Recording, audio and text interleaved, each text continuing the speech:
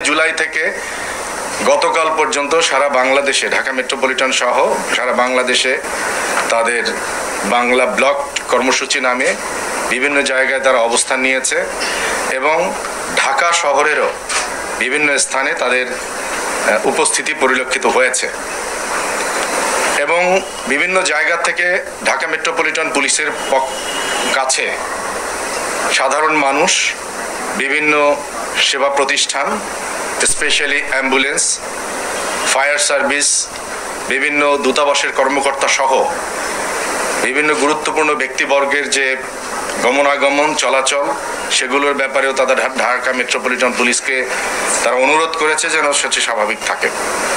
আমরা সর্বাত্মক চেষ্টা করেছি ঢাকা মেট্রোপলিটন পুলিশ এবং আমরা যে কোনো প্রোগ্রামের ব্যাপারেও অত্যন্ত ধৈর্যশীলভাবে পেশাদারিত্বের সহিত এই বিষয়গুলো আমরা মোকাবেলা করেছি। গতকাল আমরা সকলে জানি যে বিষয়টির উপরে তাদের এই আন্দোলন, সে আন্দোলনের ব্যাপারে মহামান্য হাইকোর্ট আমাদের কিন্তু একটি নির্দেশনা দিয়েছেন, অর্থাৎ 2008 সালের 4 অক্টোবর যে জনপ্রশাসন মন্ত্রণালয়ের পক্ষ থেকে যে পরিপত্র করা হয়েছিল যে কোটার থাকবে না, সেটির ব্যাপারে যখন 5 জুলাই এটির ব্যাপারে মহামান্য হাইকোর্টের একটি রায় আসে, তার পরিপ্রেক্ষিতে 6 তারিখ থেকে এই কর্মসূচি চলছিল এবং গতকাল কিন্তু আমাদের মহামান্য হাইকোর্টের অ্যাপিলেট ডিভিশন থেকে স্পষ্ট করেই 2018 সালের পরিপত্রকে বলবৎ রেখে 4 সপ্তাহের জন্য স্থগিত আদেশ প্রদান করেছে, যার পরিপ্রেক্ষিতে এখন আজকে বা এই 4 সপ্তাহ আমি মনে করি যে স্পষ্টতই 2018 সালের যে পরিপত্র সেটি বলবৎ হয়েছে এবং সে কারণে এই স্টুডেন্টদের আর বা এই যারা এই আন্দোলন করছে তাদের একত্রিত হয়ে জনদুর্ভোগ করার কোনো অবকাশ বা প্রয়োজন আছে বলে ঢাকা মেট্রোপলিটন পুলিশ মনে করে না। সে কারণে আমাদের পক্ষ থেকে যারা এই আন্দোলন করছে সে স্টুডেন্টদের প্রতি অবশ্যই আমাদের ভালোবাসা আছে, সহমর্মিতা আছে, সব কিছু আছে, কিন্তু সেই সাথে আমাদের মনে রাখতে হবে যে আমাদের দেশের প্রচলিত আইন, আমাদের দেশের সর্বোচ্চ আদালত, এর প্রতিও সকলকে শ্রদ্ধাশীল থাকতে আমরা বাধ্য।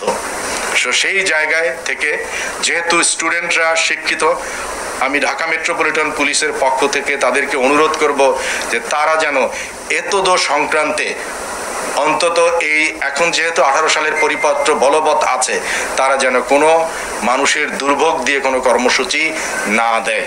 তাদের প্রতি আমার বিনীত অনুরোধ থাকলো ঢাকা মেট্রোপলিটন পুলিশের পক্ষ থেকে যে তারা কোথাও গতকাল আমাদের জানা মতে অন্তত 21টি পয়েন্টে তারা কিন্তু এসেছিল।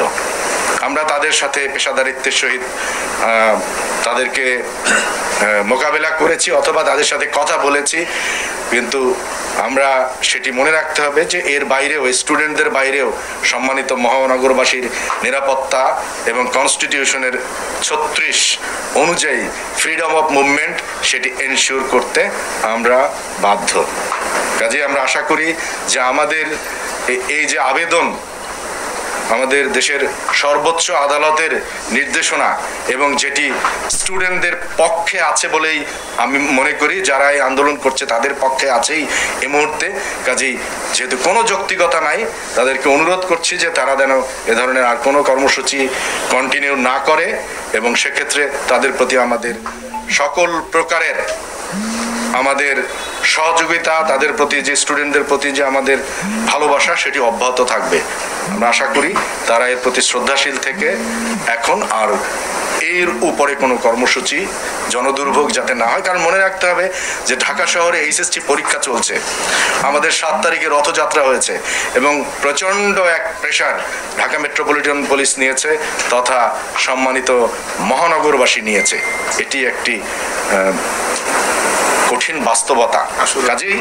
কাজেই এর বাইরে আমাদের আশুরা আছে, আমাদের উল্টো রথযাত্রা আছে। অনুরোধ করব তারা যেন এটি আর যেহেতু এটি সেটেলড হয়ে গেছে এবং তাদের পক্ষেই আছে, তারা ফার্দার যেন এটি নিয়ে আর কোনো কর্মসূচি দিয়ে জনদুর্ভোগ তৈরি না করে। আন্দোলন তখনই বলে যখন যৌক্তিকতা থাকে। তা আমি মনে করি যে আসলে এই মুহূর্তে তো তারা আগের জায়গায় আছে। আমাদের সর্বোচ্চ আদালত থেকে যে নির্দেশনা এসেছে সেটি তাদের পক্ষে আছে। কাজে আন্দোলন যদি যৌক্তিকতা না থাকে তখন তো সেই আন্দোলন নিয়ে আসা উচিত না। সে কারণেই আমরা অনুরোধ করেছি যে তারা যেন আর এই কর্মসূচি তাদের সহকর্মীদের বা তাদের যারা সাথে যারা আছে তাদেরকে যেন জানিয়ে দেয় যেন এটি না করার জন্য।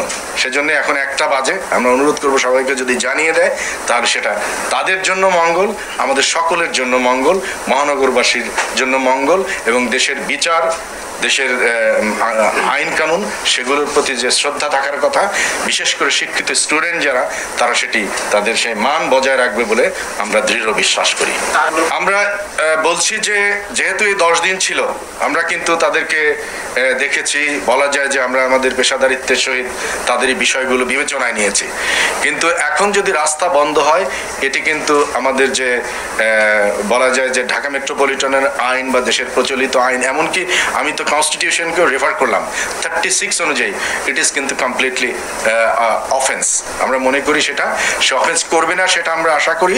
এবং যদি তারপরেও কেউ করে, বিশৃঙ্খলা তৈরি করে, আপনারা দেখবেন যে গত 10 দিনে কিন্তু একজন স্টুডেন্টকেও কোথাও আমাদের পুলিশের দ্বারা কোনোভাবেই তাদের সাথে কোনো এমন আচরণ করা হয়নি যেটিকে আমাদের পেশাকে প্রশ্নবিদ্ধ করতে পারে।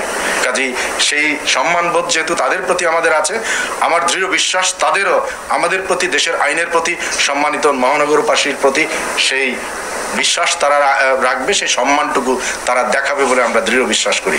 তারপরেও যদি কেউ সে ধরনের জায়গা থেকে সরে যেতে চায়, দেশের প্রচলিত আইন তো আসলে কার্যকর, সেটি কার্যকর যে জায়গায় থাকার কথা সেই জায়গায় থাকবে।